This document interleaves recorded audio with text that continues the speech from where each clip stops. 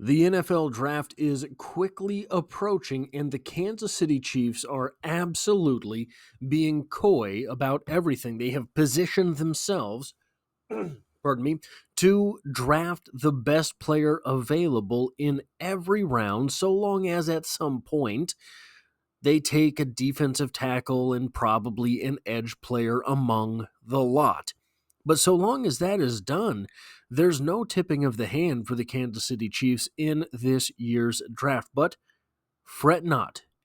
Your local scrambling armchair, your friendly neighborhood scrambling armchair has been scouring the internet in order to find as much information as I can to figure out what the Chiefs' strategy is going into this draft. That's the good news. The bad news, there is bad news. Guys, there's no way to know what they're doing, and here's why. Every player, really, that I found. Yesterday we talked about, pardon me, I don't know what's going on right now. Yesterday we talked about 8 players with whom the Kansas City Chiefs have had top 30 visits or will have top 30 visits. These things have to be scheduled in advance. If those names leak, we get to look into them. There was only one player among them who was a first, maybe second round pick, and that was Ariante Ursary. Outside of that, guys, everybody is like a 7th round pick, a UDFA that really might make the team, and unfortunately, that's the same with today's list. However, just like yesterday, there are some really interesting names on this list. I have 3 guys who have top 30 visits with the Kansas City Chiefs scheduled, and one guy I was able to find enough names that the Chiefs had visits with at the Combine, top 30 visits scheduled. I've talked about all the top 30 visits after this video, and then I was able to find some of the guys that they have spent time with on the bowl front. So they go to the Senior Bowl, all of these types of things. Teams are able to spend time with guys there as well. And I found an interesting name among that lot that might be drafted. Might sneak his way into the draft, but I think might be a UDFA that would likely make the team. Starting here, we have Brandon George, the Pitt linebacker. And I was able to find this. So here's the thing with these guys. Not a whole lot out there on them. Finding tape to watch of them, or film to watch of them, or not film, not tape, but recordings, I suppose, to watch of them is very difficult. You have to look for just the team games themselves, because there's not a whole lot out there as far as anyone breaking these guys down. Brandon George, I found this from 24/7 Sports in an article over their pro day. I think it would be hard to ignore what George accomplished on Wednesday being the pro day. While he did not earn that invite to the Combine, he would have turned heads in Indianapolis had he been. George repped 28 reps on the bench press and posted a 42-inch vertical. Both of those things are impressive. Both of those things are very impressive for a linebacker to do, but we're not at the most impressive element yet. So, 28 reps on the bench press. Great. That's a great number for a linebacker. 42-inch vertical for a linebacker, unheard of. I don't know off the top of my head. I have to believe that is 100th percentile. 42-inch vert for a linebacker, unheard of. Both of which, the article tells us, would have been ranked first among linebackers at the 2025 NFL Combine. His marks in the so I think that 42 might be an all-time number. His marks in the shuttle and the 3-cone drill would have been the best in the Combine for a linebacker. So shuttle and 3-cone drills, these are measurements that are extremely crucial to football players. That's why, by the way, Not a lot of guys do them. Because if you run a bad 3-cone drill, if you run a bad 20-yard short shuttle, there's guys who will just mark you off that list because you do not have the agility necessary to battle on the field in the NFL. So he would have been, his marks in the 3-cone drill would have been best at the combine for a linebacker, shuttle and 3-cone drills. So he would have been first in the vertical. He would have been first in the bench press. He would have been first in the 3-cone drill. He would have been first at the shuttle. Okay, yeah, but what kind of athletic linebacker are we looking at here? Is this a guy that's going to have to play safety in the NFL? Is this a guy who's like 210 pounds? You got to beef him up 20 pounds in order to get him a look at linebacker? Or is he going to be a guy that has to move to safety and doesn't really have the speed necessary to play there? Well, he's 6'2", 246 pounds. 246 pounds with a 42-inch vertical. That is incredible. His 40, not all that impressive. Okay, great. I don't care at this point. Let's compare him. Well, not yet. Got to do one other thing first. This is in the same article. He did not want to get into comparing himself to others, but we're going to. But understands others will and have to do that. Those evaluators at the Pro Day must have liked what they saw. On Thursday, Pitt head coach Pat Narduzzi said George already has a top 30 visit with Kansas City. So here's the thing with that. I was not able to find confirmation of that anywhere. Everywhere that I can find that has the top 30 visits listed for the Kansas City Chiefs, he does not appear on that list at this time, at the time of me making this video. But confirmed by Pitt head coach Pat Narduzzi, maybe he was. Narduzzi wasn't very fuzzy, was he? So I'm willing to take that as gospel because I don't think a head coach would lie about it. Now, let me go back up real quick here. 4'6", 40. I got to write this down. 42-inch vert. It doesn't tell us the other numbers, but 28 bench reps. Doesn't tell. I wish it told us the shuttle drills, but anyway, it doesn't matter. Here are Nick Bolton and Leo Chenal. Leo Chenal is this top set of numbers. Nick Bolton is the bottom set of numbers. He was 6'2", 263.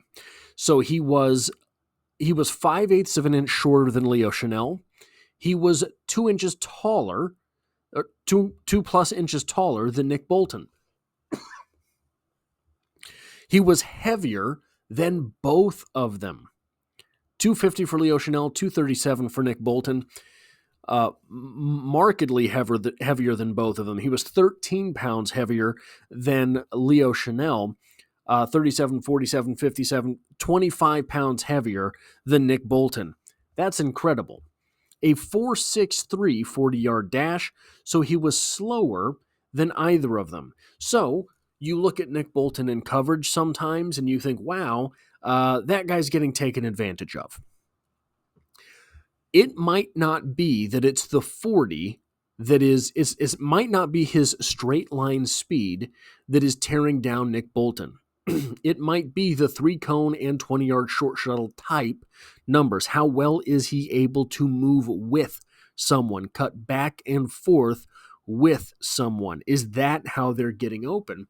And that's why I really wish we had those numbers for George, but we do not. 42-inch vertical, 10-inch vertical advantage over Nick Bolton while weighing 25 pounds more. A 1.5-inch vertical advantage over Leo Chenal. Leo Chenal, by the way, guys, I mean, just marvel at these numbers. This was an absolute freak. That's why it pains me so much to not see him on the field. And then 28 reps.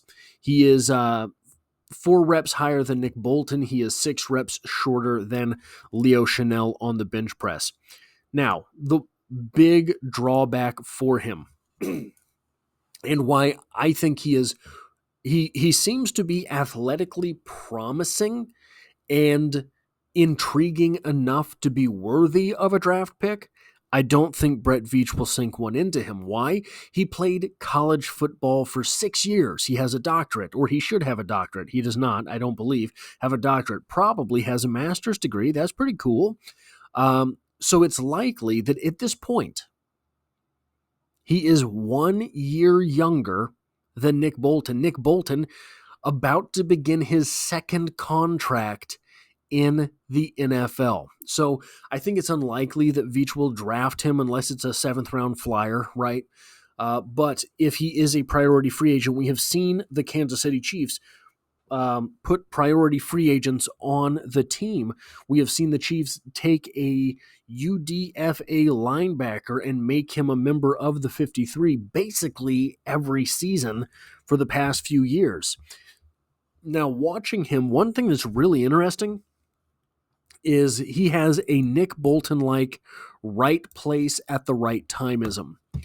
There is one play in particular where he gets an interception. And what happens is he falls. He falls on the play. And the guy who was crossing the field this way bats the ball in the air. The guy who was crossing the field this way bats it again. George, who is still laying on the ground, puts his hands out and makes the interception. Guys, that's as Nick Bolton a play as I've ever seen. Nick Bolton is just in the right place at the right time when the ball is dislodged. He is a really interesting case athletically in that you can see that athleticism on the field. It appears he's not quite, I would say maybe coaching has failed him to this point, because you can see the athleticism and you can see the strength and you can see the explosiveness on the field, but for some reason something isn't clicking. And for some reason he's a guy who played college football for 6 years. He is really aggressive and he has really good closing speed, especially for a guy who timed a 4.63 40-yard dash. Then they had a top 30 visit with Damian Martinez, the Miami running back. 6 foot tall, 217 pounds. Brett Veach has a thing for 217-pound running backs. He participated in running back drills at the combine, at the pro day. At the combine, he posted a 4.51 40-yard dash and logged a 35-inch vertical. So these two are combine numbers. The 124, so that's a 10-foot 4-inch broad jump. That's a pretty good number. I don't know if that's 84th percentile. It doesn't sound 84th percentile for running backs, but I guess their math is going to be much better than mine off the top of my head. 4.51 is very deceptive for him. When you see him on film, he is not fast. He is a curiously good receiver. Here's what it reminds me of, though. So I went to high school with a guy who was just a bully kind of a guy. Didn't have a whole lot of athleticism, but had an incredible amount of football prowess. Did not have a whole lot of finesse to him, basically at all. Could not throw a football to save his life. But he caught anything on the football field. And the only way I could make sense of it in my head at the time was, he's just not afraid of anything. You can watch him, and he's just not afraid of anything. A safety could come down, barreling down, and helmet to helmet this guy. He's just not going to feel it. That's the kind of receiver Damian Martinez strikes me as. When you watch him on the football field, there are times where he runs with abandon, and it seems to work out for him. He seems to put the fear in other players. So That said, because of his speed, look, maybe something's just not translating onto the football field. Obviously, that is an official 40-yard dash, and 4.51, pardon me, is not blazing, but it's good enough. He just doesn't look like he's running that fast. I don't think he's draftable, but it would be interesting to watch him learn under Kareem Hunt for a year and see what he could do after that, because he looks like a guy who's going to break tackles in the NFL. The third name here, Aiden Huntington from Tulane, the defensive lineman, just DL, not DT, not DE, and we'll get into why in a second. So I think this was from 24/7 Sports too. Defensive end Aiden Huntington had one of the most impressive pro day outings that will garner the attention of several teams looking for freakishly athletic prospect. Huntington had a 38-inch vertical leap and a 10'6" broad jump, 30 bench press reps, and an unofficial 4.75 40-yard dash at 6'1", 281. 6'1", 281, ran a 4.75 and had a 38-inch vertical leap.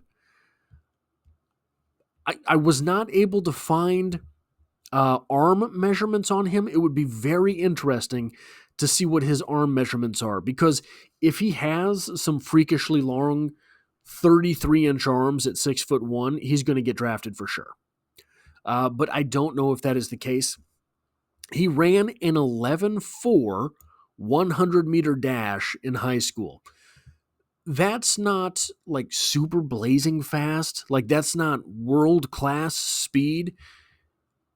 An 11.4 for a guy who goes on to play defensive line in college, very impressive.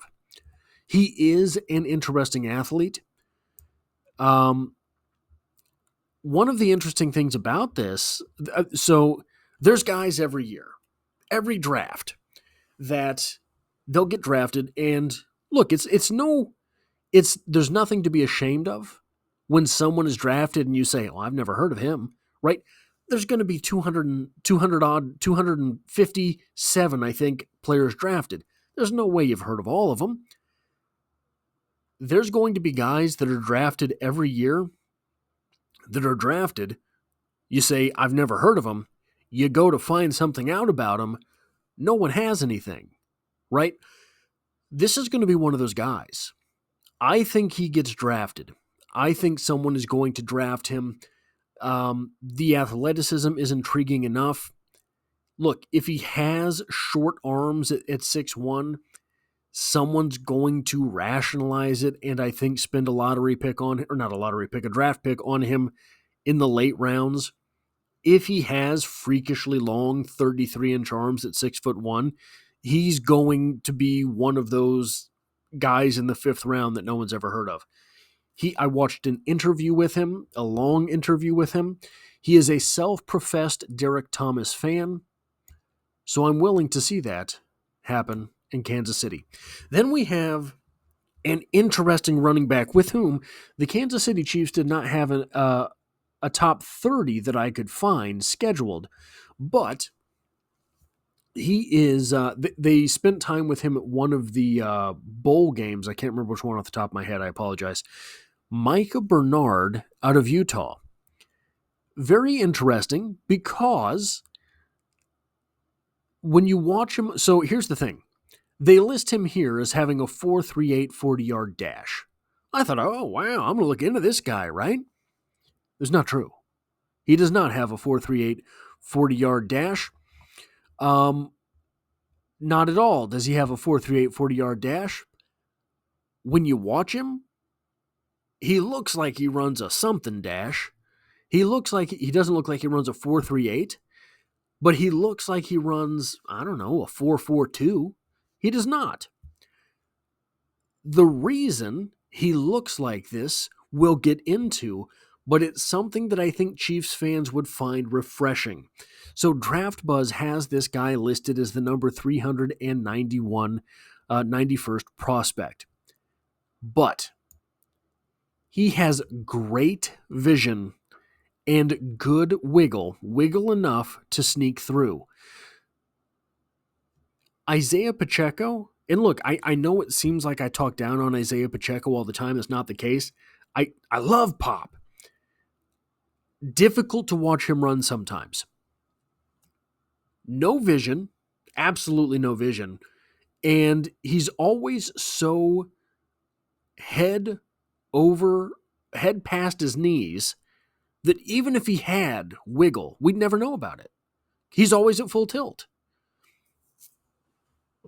This guy, so let me get to this now. Go down here and show you. Ran a 4.58 40-yard dash. Now, that is not a death knell. Okay, you can be a productive back in the NFL with a 4.58 40-yard dash. It's not fast. He is so good watching his way through the line and wiggling through whatever space there is. He looks way faster than he is because he's always in the right place at just the right time.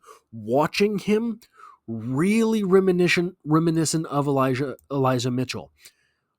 Really reminds you of this because he's just always moving forward because there's never anyone directly in front of him. From 24/7 Sports, Bernard, who seemingly got snubbed out of a combine invite, was arguably Utah's best offensive player last season and was the only Ute running back to be invited. Wait, that doesn't make sense. Anyway, surely it was a bittersweet feeling for... Oh, yeah, so this is the Big 12 Pro Day. They're talking about being invited to the Big 12 Pro Day. The only Ute invited. Surely it was a bittersweet feeling for the Long Beach native to compete in the events, but he looked ready for the next level. He was clocked running a 4.58 40-yard dash, a 38.5-inch vertical, a 10-foot 6-inch broad jump, 14 reps on the bench press, a 7.39 three-cone time, and a 4.37 shuttle time. Among all backs at the Pro Day, Bernard ranked second in the 40-yard dash and broad jump and third in the vertical jump. So here's the thing. Not a great 40, right? Not a good 40. If you're making up your time with being... So what was the Conor McGregor quote? Precision beats timing, or precision beats power and timing beats speed. So if you're there too fast, just ask Isaiah Pacheco. All you're doing is munching on the back of Trey Smith's jersey. I wish I remembered that Conor McGregor quote, but it's something like that. Precision beats power and timing beats speed. And this guy is always in the right place at the right time. He doesn't even really visually allow his blocks to set up. Like with Martinez, you can watch him kind of buck and follow. He's just smooth. This is just a smooth criminal. Anyway, guys, that's what I have for this video. 4 more players with whom the Kansas City Chiefs have met. If you like or appreciate this sort of thing, hitting the like button really does help me out, as it tells YouTube to share this video with other Kansas City Chiefs fans. And if you find yourself here by chance but not design, the Chiefs are the only thing I talk about on this channel, dropping multiple videos every single week, and I hope to have you back for the next one.